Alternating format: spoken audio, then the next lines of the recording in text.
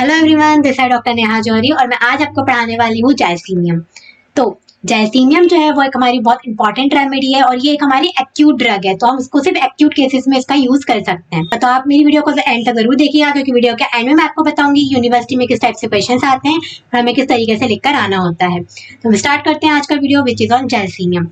तो जायसीनियम का common name है येलो जास्मीन, जैसा आप साइड पे वीडियो में देख ही सकते हैं, मैंने यहाँ पे फोटो लगा रखा है। तो ये जायसीनियम जो है येलो जास्मीन जो है उससे बनता है। इसको जो प्रूफ किया था सबसे पहले वो है डॉक्टर W.E. पेने। तो W.E. पेने ने सबसे पहले जायसीनियम को प्रूफ किया था। इसकी फैमिली जो है वो लोंगेनियासी है, लोंगेनी फैमिली को ये बिलोंग करता है और ये वेजिटेबल किंगडम की रेमेडी है। अब इसकी हम बात करते हैं स्पेयर्स ऑफ एक्शन।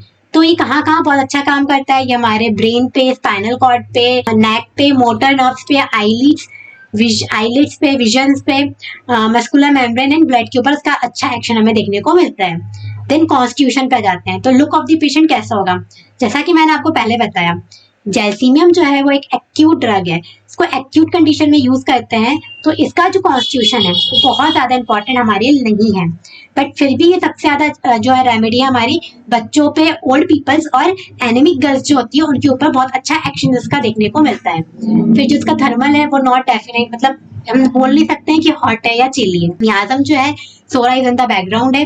टेम्परामेंट जो है वो नर्वस और हिस्टेरिकल है, नर्वस और हिस्टेरिकल टेम्परामेंट को कवर करती है। नेक्स्ट हम आ जाते हैं इसकी गाइडिंग सिम्टम पे। तो जायसीनियम जो है वो हमारी D3 रेमेडी है। D3 मतलब डलनेस, डिजीनेस एंड ड्राउजीनेस। ये एक रेमेडी है जिसके अंदर ये तीन चीजें हमें मोस्ट प्रोमिनेंटली देखने को मिलती है, इसलिए हम जायसीनियम को D3 रेमेडी भी बोलते हैं। तो जब भी हमसे कोई भी पूछता है कि जायसीनियम के बारे में, जायसीनियम के कैरेक्टर के बारे में, तो हमें एकदम से दिमाग में आना चाहिए कि जायसीनियम मतलब D3 मतलब डलनेस, डिजीनेस एंड ड्राउजीनेस। तो इसका कैरेक्टरिस्टिक सिम्टम बोल लें या फिर कीनोट सिम्टम बोल लें, वो है हमारा dullness, dizziness, drowsiness and travelling और ट्रैवलिंग मतलब हाथों पैरों का कांपना। डलनेस का मतलब हो गया थकान लगना, डिजीनेस मतलब चक्कर जैसे आना, एंड ड्राउजीनेस का मतलब हो गया जैसे नींद में रहना, जैसे बेहोशी सी रहती है ना, अनकॉन्शियस रहता है, मतलब पूरी तरह से होश में भी रहता है, पूरी तरीके से बेहोश भी नहीं रहता। जो अनकॉन्शियस कंडीशन होती है उसको हम कहते हैं ड्राउजीनेस। ट्रैवलिंग का मतलब होता है पूरे बॉडी में शेकिंग होना, कांपना, उसको हम ट्रैवलिंग बोलते हैं। ये जो है हमारे जायसीनियम का है बहुत अच्छा और कीनोट है, बहुत कैरेक्टरिस्टिक सिम्टम है। नेक्स्ट इसका एक और कीनोट है, वो है tremor is the keynote of this remedy. Next tremble all over the body. जो ट्रैवलिंग है हमारी पूरी बॉडी में इसमें देखने को मिलेगी। ट्रैवलिंग ऑफ टंग में भी ट्रैवलिंग होगी, हाथ और पैरों में भी ट्रैवलिंग होगी बहुत ज्यादा, और पूरी एंटायर जो बॉडी है उसमें हमें बहुत अच्छी ट्रैवलिंग देखने को मिलेगी। देन ये नेक्स्ट रेमेडी जो है वो है जायसीनियम इज अ ग्रेट पैरालाइजर। तो जायसीनियम जो है बहुत अच्छी पैरालाइजर भी है। जब भी हमारी बॉडी में पैरालाइसिस की कंडीशन बनती है या किसी पेशेंट को पैरालाइसिस हो जाता है, तो उस कंडीशन में जायसीनियम जो है वो बहुत अच्छी रेमेडी है, बहुत अच्छा वर्क करती है। सेकंड ये जो है हमारी एक बहुत अच्छी फ्लू रेमेडी भी है। जब भी हमारे पास कोई पेशेंट आता है, फ्लू का इन्फ्लुएंजा हो जाता है किसी पेशेंट को, या कोई भी फ्लू से वो सफर करता है, तो उसके लिए भी जो जायसीनियम है बहुत अच्छी रेमेडी है। It is an excellent remedy for influenza before, during and after. अगर किसी को इन्फ्लुएंजा होने वाला होगा, उसको ऐसे सिम्टम्स आएंगे, तब भी अगर हम देंगे तो ये रेमेडी अच्छा वर्क करेगी। अगर किसी पेशेंट को इन्फ्लुएंजा है तो उस कंडीशन में भी हम उसको देंगे, ड्यूरिंग एंड इन्फ्लुएंजा होने के बाद भी अगर हम उसको जायसीनियम का एक डोज देंगे तो पेशेंट के लिए बहुत अच्छा वर्क करेगी। General depression from heat of sun और समर, इसको एग्रावेशन कहाँ से होते हैं, दिक्कतें होती है इसको हीट ऑफ सन से और समर में। नेक्स्ट आ जाता है थर्स्टलेसनेस इज वेल मार्क्ड। ये जो रेमेडी है, इस रेमेडी में जो पेशेंट है वो थर्स्टलेस होते हैं, उनको ज्यादा प्यास नहीं लगती है। Next headache is relieve by profuse urination. अगर किसी पेशेंट को बहुत ज्यादा सर में दर्द है, साथ में अगर वो यूरिनेशन कर रहा है, प्रोफ्यूज को यूरिनेशन हो रही है, यूरिन पास कर रहा है, तो पास करने की वजह से अगर सर में दर्द में रिलीफ मिलता है, तो हम जायसीनियम सोच सकते हैं कि यस जायसीनियम बहुत अच्छी रेमेडी है। तो एक अनकॉमन सा सिम्टम हो गया, अगर प्रोफी यूरिनेशन हो रही है उसके साथ अगर हेडेक में रिलीफ मिल रहा है तो जायसीनियम के साथ साथ कौन सी रेमेडी आती है, साइलिशिया में भी ये कैरेक्टर हमें देखने को मिलता है। Next motor aggravate most symptoms but relief muscle pains, heart and symptom, relief from stimulant is general characteristic of gelsemium. Stimulant से क्या होगा, जायसीनियम की जो पेशेंट है उसमें उसके जो सिम्टम्स है उसमें उसको रिलीफ मिलेगा। ये एक कैरेक्टरिस्टिक सिम्टम हो गया हमारा जायसीनियम का। तो जायसीनियम का जो हमारा कैरेक्टरिस्टिक सिम्टम बोल सकते हैं हम, या फिर इसका कीनोट बोलेंगे तो जायसीनियम क्या है, D3 रेमेडी है। डलनेस, डिजीनेस, ड्राउजीनेस जो है इसका कीनोट है। ट्रैवलिंग और ट्रैमर भी इसका एक और कीनोट है, इंपॉर्टेंट सिम्टम है। ये जो रेमेडी है इसमें पूरे में हमें ट्राइमलिंग देखने को मिलेगी, बहुत वेल मार्क्ड देखने को मिलेगी इसके टंग में, हाथों, पैरों में और पूरी बॉडी में। जो पेशेंट है उसको ट्राइमलिंग देखने को मिलेगी, जो पूरी बॉडी है वो कप कप आएगी। बहुत अच्छी पैरालाइजर भी है, पैरालाइसिस की कंडीशन में इसका बहुत अच्छा वर्क देखने को मिलता है। फ्लू रेमेडी भी है बहुत अच्छी, फ्लू की कंडीशंस में भी हमारी जो जाइसीमियम है बहुत अच्छा वर्क करती है। और उसको जितनी भी दिक्कतें होती है, एग्रावेशन होते हैं, वो हीट ऑफ सन से होते हैं या फिर समर से होते हैं। थर्सलेस रेमेडी है, प्रोफ्यूज यूरिनेशन से उसको हेडेक में रिलीफ मिलता है। ये सारे सिम्टम्स जो हो गए वो हमारे हो गए जाइसीमियम के। अब नेक्स्ट जाता है इसके माइंड पे। तो जो जाइसीमियम है वो बहुत अच्छी एग्जामिनेशन फंक के लिए रेमेडी है, मतलब इसमें एग्जामिनेशन फंक बहुत अच्छा देखने को मिलता है। एग्जामिनेशन फंक से मतलब यह है, कोई भी पर्सन है वो अपनी किसी मीटिंग के लिए जा रहा है, कहीं चर्च में जा रहा है या कहीं भी स्टेज प्रोग्राम के लिए जा रहा है, या कोई छोटा सा बच्चा वो एग्जाम देने भी जा रहा है, तो उसको एकदम डर लगेगा। डर की वजह से उसको क्या लगेगा, उसको डायरिया हो जाएगा। तो डर और घबराहट की वजह से कहीं भी जानने एग्जाम में अपीयर होने के लिए या फिर कुछ भी ऐसे मीटिंग्स वगैरह में अपीयर होने के पहले डर और घबराहट की वजह से अगर किसी पेशेंट को डायरिया होने लगता है तो उस कंडीशन को हम कहते हैं एग्जामिनेशन फंक। तो जो हमारी जाइसीमियम है बहुत अच्छी रेमेडी है हमारी एग्जामिनेशन फंक के लिए। तो इसमें लिखा हुआ है anticipation of N unusual order when preparing for church, theatre, exam, court, public meeting to meet engagement, etc. bring on diarrhea। ये सारी मतलब चर्च में जाएगा, थिएटर में जाएगा, एग्जाम में, कोर्ट में या कहीं भी मीटिंग वगैरह में जाएगा, उसकी डर की वजह से अगर किसी पर्सन को डायरिया हो जाता है तो उस कंडीशन को हम क्या कहते हैं, एग्जामिनेशन फंक कहते हैं। और ये बहुत अच्छी रेमेडी हमारी एग्जामिनेशन फंक के लिए। It is a good remedy for examination funk. इसके साथ साथ हमारी जो अर्जेंटिनम नाइट्रिकम है वो रेमेडी भी जो है हमारे जो एग्जामिनेशन फंक के लिए बहुत अच्छी रेमेडी है।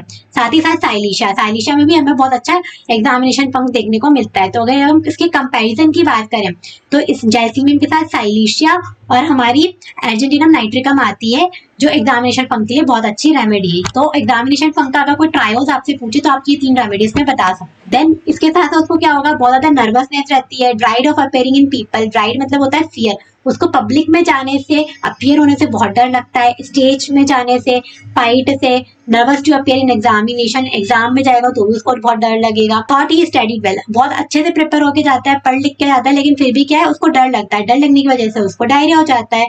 तो बस वही एग्जामिनेशन फंक। बहुत ज्यादा एक्साइटेबल होता है, इरिटेबल होता है, सेंसिटिव होता है, नर्वस होता है और उसको डर लगता है। फियर ऑफ डेथ, इसमें भी फियर ऑफ डेथ जो है वो बहुत वेल मार्क देखने को मिलती है। साथ ही साथ क्या होता है, इसको डिजायर रहती है चुप रहने की, डिजायर टू बी क्वाइट। इसको चुप रहने की डिजायर रहती है, ऐसा लगता है बस चुप ही रहो।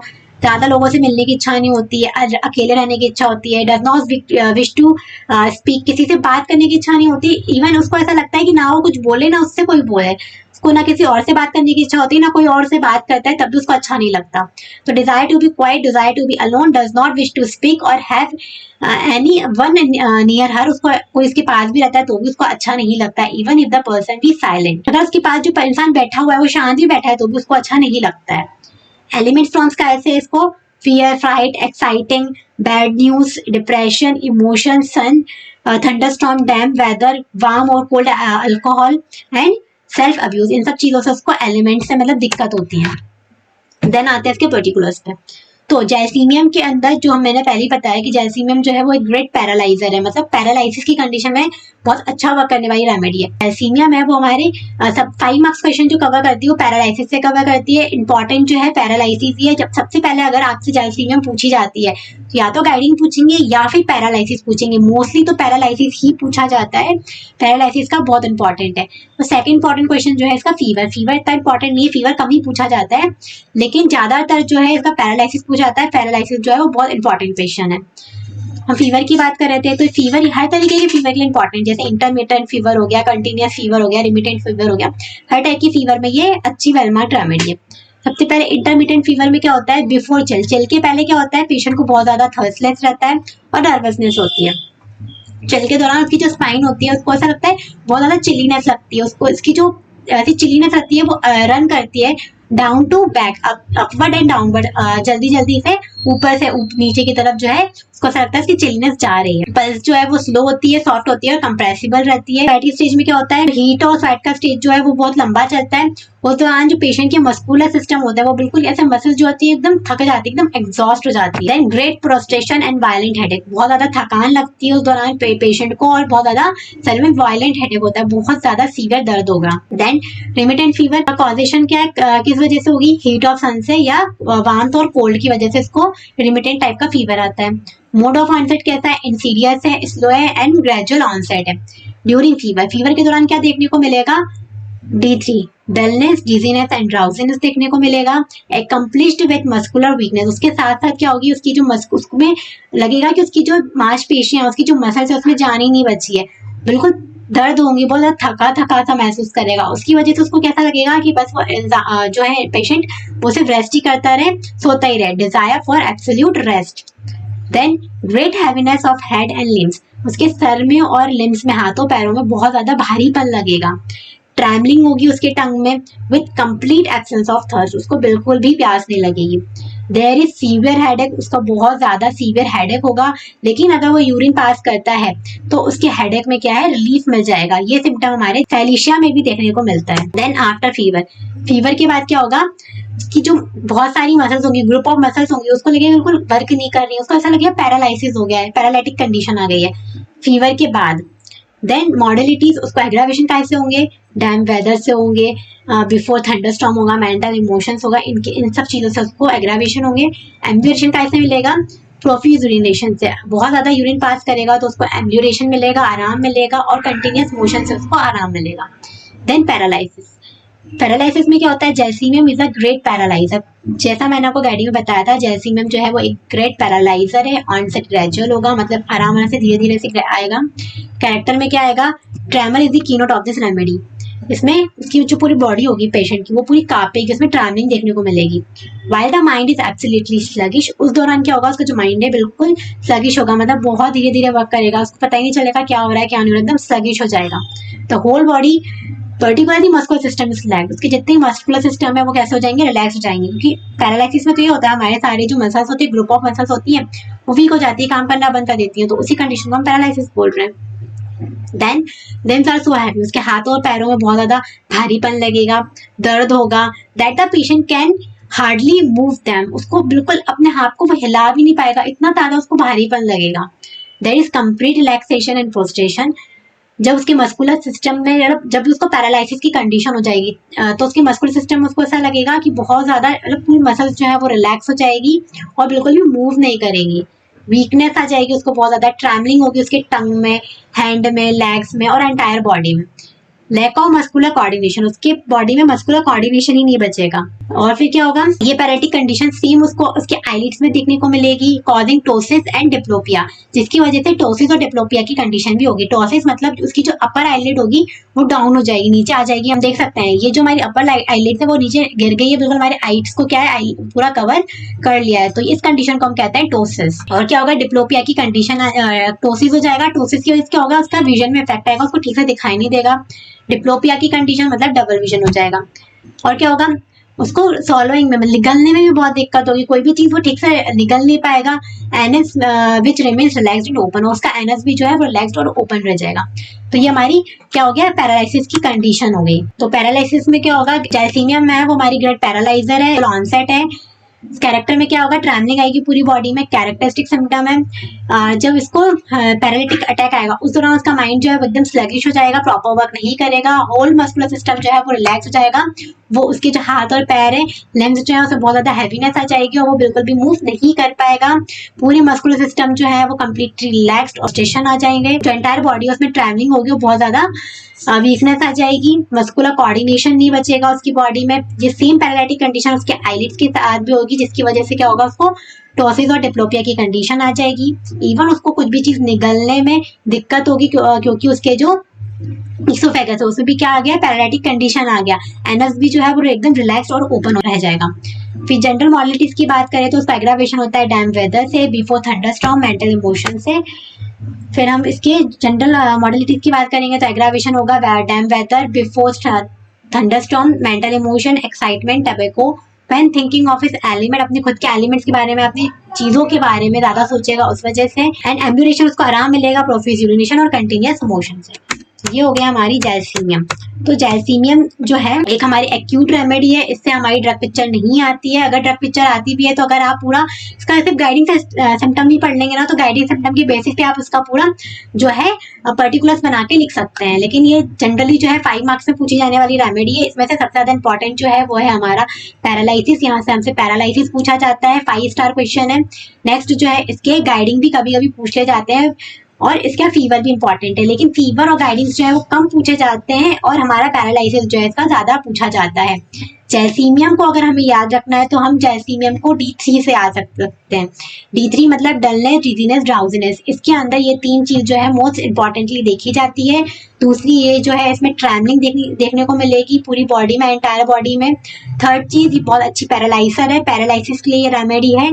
फोर्थ चीज जो है ये जो है हमारे फ्लू के लिए भी बहुत अच्छी रेमेडी है। तो बस ये 4-5 पॉइंट अगर हमने अच्छे से याद रख लिए तो हमारी जैलसीमियम जो है हम बहुत इजीली पूरी पढ़ सकते हैं, याद रख सकते हैं। यदि आपको मेरा वीडियो पसंद आया हो तो लाइक एंड सब्सक्राइब करें। Thank you.